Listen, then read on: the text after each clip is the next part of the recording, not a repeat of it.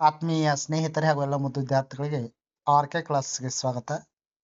ಈ ಒಂದು ತರಗತಿಯಲ್ಲಿ 10ನೇ ತರಗತಿಯ ಗಣಿತದ ಅಧ್ಯಾಯವಾದಂತಹ ಬಹುಪದೋಕ್ತಿಗಳು ಘಟಕಕ್ಕೆ ಸಂಬಂಧಿಸಿದಂತೆ ಅಭ್ಯಾಸ 2.1ರಲ್ಲಿ ಬರುವ ಎಲ್ಲ ಸಮಸ್ಯೆಗಳನ್ನ ಬಿಡಿಸೋಣ. ಸ್ನೇಹಿತರೆ, ಇದುವರೆಗೆ ತಾವು ನನ್ನ ಚಾನಲ್ಗೆ ಸಬ್ಸ್ಕ್ರೈಬ್ ಆಗದಿದ್ರೆ ಸಬ್ಸ್ಕ್ರೈಬ್ ಆಗಿ, ಲೈಕ್ ಮಾಡಿ, ಫ್ರೆಂಡ್ಸ್ಗೆ ಶೇರ್ ಮಾಡಿ. ನಾನು ಮಾಡಿರ್ತಕ್ಕಂಥ 10ನೇ ತರಗತಿಯ ಎಲ್ಲ ವಿಷಯಗಳ ಹಿಂದಿ ಹೊರತುಪಡಿಸಿ ಎಲ್ಲ ವಿಷಯಗಳಿಗೆ ಸಂಬಂಧಿಸಿದಂತೆ ಅಭ್ಯಾಸದ ವಿಡಿಯೋಗಳು ನನ್ನ ಚಾನಲ್ದಲ್ಲಿ ಲಭ್ಯವಿದ್ದು, ಅದ್ರ ಜೊತೆಗೆ ಗಣಿತ ಮತ್ತು ವಿಜ್ಞಾನ ವಿಷಯಕ್ಕೆ ಸಂಬಂಧಿಸಿದಂತೆ ಪಾಸಿಂಗ್ ಪ್ಯಾಕೇಜ್ ಇರ್ಬೋದು, ನೋಟ್ಸ್ ಇರ್ಬೋದು, ಅದ್ರ ಜೊತೆಗೆ ಅಭ್ಯಾಸದ ಮಧ್ಯದ ಪ್ರಶ್ನೋತ್ತರ ಇರ್ಬೋದು, ಆಮೇಲೆ ಹೆಚ್ಚುವರಿ ಪ್ರಶ್ನೋತ್ತರ ಇರ್ಬೋದು, ಇನ್ನು ವಾರ್ಷಿಕ ಪರೀಕ್ಷೆ ಇಂಪಾರ್ಟೆಂಟ್ ಆಗಿರ್ತಕ್ಕಂಥ ಪ್ರಶ್ನೋತ್ತರ ಇರ್ಬೋದು, ಎಲ್ಲ ವಿಡಿಯೋಗಳು ನನ್ನ ಚಾನಲ್ದಲ್ಲಿ ಲಭ್ಯವಿದ್ದು ವಿದ್ಯಾರ್ಥಿಗಳು ವೀಕ್ಷಣೆ ಮಾಡಬೇಕಾದ್ರೆ ತಪ್ಪದೆ ಪಕ್ಕದಲ್ಲಿರ್ತಕ್ಕಂಥ ಬೆಲ್ ಕಾಣುತ್ತೆ ನಿಮಗೆ ನೋಟಿಫೈ ಆಗೋದ್ರ ಮೂಲಕ ಎಲ್ಲ ಘಟಕ ವಿಡಿಯೋಗಳು ಲಭ್ಯ ಆಗ್ತಕ್ಕಂಥದ್ದು. ಈಗ ಬಹುಪದೋಕ್ತಿಗಳು ಘಟಕದಲ್ಲಿ ಅಭ್ಯಾಸ 2.1ರಲ್ಲಿ ಬರ್ತಕ್ಕಂಥ ಸಮಸ್ಯೆಗಳನ್ನ ನೋಡೋಣ.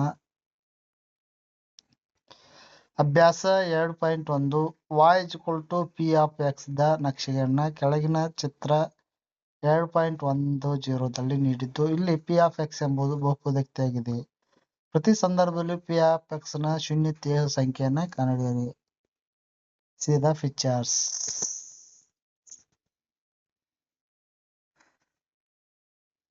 ಅಂದ್ರೆ ಶೂನ್ಯತೆಗಳ ಸಂಖ್ಯೆಯನ್ನ ಕಂಡಿಬೇಕಾದ್ರೆ ಒಂದು ರೇಖೆ ಮೇಲೆ ಗ್ರಾಫ್ ಯಾವ ರೀತಿ ಬಂದದ ಅದ್ರ ಮೇಲೆ ನೋಡ್ರಿ. ಎಕ್ಸ್ ಡ್ಯಾಶ್ ಅಕ್ಷದ ಮೇಲೆ ಈ ರೇಖೆ ಆಯ್ಕೆ ಆಗಿಲ್ಲ, ಕೂಡಿಲ್ಲ, ಯಾವುದೇ ಬಿಂದುವಿನಲ್ಲಿ ಸಂಧಿಸಿಲ್ಲ. ಆದ್ರಿಂದ ಇದರ ಶೂನ್ಯತೆಗಳ ಸಂಖ್ಯೆ 0 ಆಗ್ತದ. ಅದ ಎರಡನೇ ಚಿತ್ರದಲ್ಲಿ ನೋಡಿದಾಗ ಎರಡನೇ ಚಿತ್ರದಲ್ಲಿ y ಅಕ್ಷದ ಮೇಲೆ ಒಂದು ಕೂಡೈತಿ, x ಅಕ್ಷದ ಮೇಲೆ ಕೂಡೈತಿ. ಆದ್ರೆ ನಮಗ x ಅಕ್ಷದ ಮೇಲೆ ಕೂಡಿರ್ತಕ್ಕಂಥ ಕೇವಲ ಒಂದೇ ಒಂದು, ಆದ್ರಿಂದ ಶೂನ್ಯತೆಗಳ ಸಂಖ್ಯೆ 1 ಆಗ್ತದ. ಇನ್ನ ಮೂರನೇ ಚಿತ್ರದಲ್ಲಿ ಎಕ್ಸ್ ಡ್ಯಾಶ್ ಅಕ್ಷದ ಮೇಲೆ ಎರಡು ಬಿಂದುವಿನಲ್ಲಿ x ಅಕ್ಷದ ಮೇಲೆ, ಮೂರು ಬಿಂದುವಿನಲ್ಲಿ x ಅಕ್ಷದ ಮೇಲೆ ಸಂಧಿಸೈತಿ. 1, 2, 3 ಬಿಂದುವಿನಲ್ಲಿ ಸಂಧಿಸದ. ಅದರಿಂದ ಇದರಲ್ಲಿ ಇರ್ತಕ್ಕಂಥ ಶೂನ್ಯತೆ ಸಂಖ್ಯೆ 3.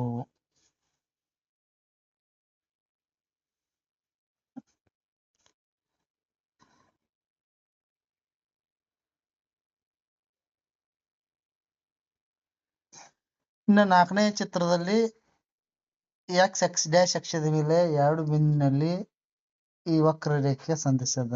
ಆದ್ದರಿಂದ ಈ ಆಕೃತಿಯ ಶೂನ್ಯತೆ ಸಂಖ್ಯೆ 2.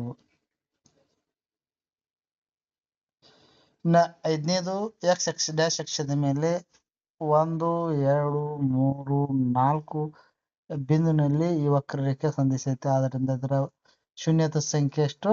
4. ಆರನೇ ಚಿತ್ರದಲ್ಲಿ 1, 2, 3 ಬಿಂದುವಿನ ಸಂಧಿಸೈತೆ. ಆದ್ದರಿಂದ ಇದರ ಶೂನ್ಯ ಸಂಖ್ಯೆ 3. ಒಂದನೇ ಚಿತ್ರ ಶೂನ್ಯತೆ ಸಂಖ್ಯೆ 1, ಯಾಕಂದ್ರೆ ನಕ್ಷೆಯಲ್ಲಿ x ಅಕ್ಷವನ್ನ ಯಾವುದೇ ಬಿಂದುವಿನಲ್ಲಿ ಛೇದಿಸಿಲ್ಲ. ಎರಡನೇ ಚಿತ್ರದಲ್ಲಿ ಶೂನ್ಯತೆ ಸಂಖ್ಯೆ 1, ಯಾಕಂದ್ರೆ ನಕ್ಷೆ x ಅಕ್ಷರವನ್ನ ಕೇವಲ ಒಂದೇ ಒಂದು ಬಿಂದುವಿನಲ್ಲಿ ಛೇದಿಸ್ತದೆ. ಮೂರನೇ ಚಿತ್ರ ಶೂನ್ಯತೆ ಸಂಖ್ಯೆ 3, ಯಾಕಂದ್ರೆ ನಕ್ಷೆಯು x ಅಕ್ಷವನ್ನ 3 ಬಿಂದುವಿನಲ್ಲಿ ಛೇದಿಸ್ತದೆ. ನಾಲ್ಕನೇದು ಶೂನ್ಯತೆ ಸಂಖ್ಯೆ 2, ಯಾಕಂದ್ರೆ ನಕ್ಷೆಯು x ಅಕ್ಷವನ್ನ 2 ಬಿಂದುಗಳಲ್ಲಿ ಛೇದಿಸ್ತದ.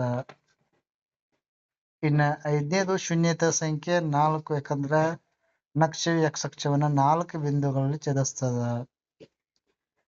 ಆರನೇದು ಶೂನ್ಯತೆ ಸಂಖ್ಯೆ 3, ಏಕೆಂದ್ರೆ ನಕ್ಷೆಯು x ಅಕ್ಷವನ್ನ 3 ಬಿಂದುಗಳಲ್ಲಿ ಸ್ಪರ್ಶ ಮಾಡ್ತದೆ. ಇಷ್ಟು ಈ ಅಭ್ಯಾಸದಲ್ಲಿರ್ತಕ್ಕಂಥ ಸಮಸ್ಯೆಗಳು. ವಿದ್ಯಾರ್ಥಿಗಳಿಗೆ ಇವುಗಳಿಗೆ ಸಂಬಂಧಿಸಿದಂತೆ ಏನಾದರೂ ಗೊಂದಲವಿದ್ದರೆ ನನ್ನ ಶೇರ್ ಮಾಡಿ, ಕಮೆಂಟ್ ಮಾಡಿ ಅಂತ ಹೇಳ್ತಾ ಥ್ಯಾಂಕ್ ಯು.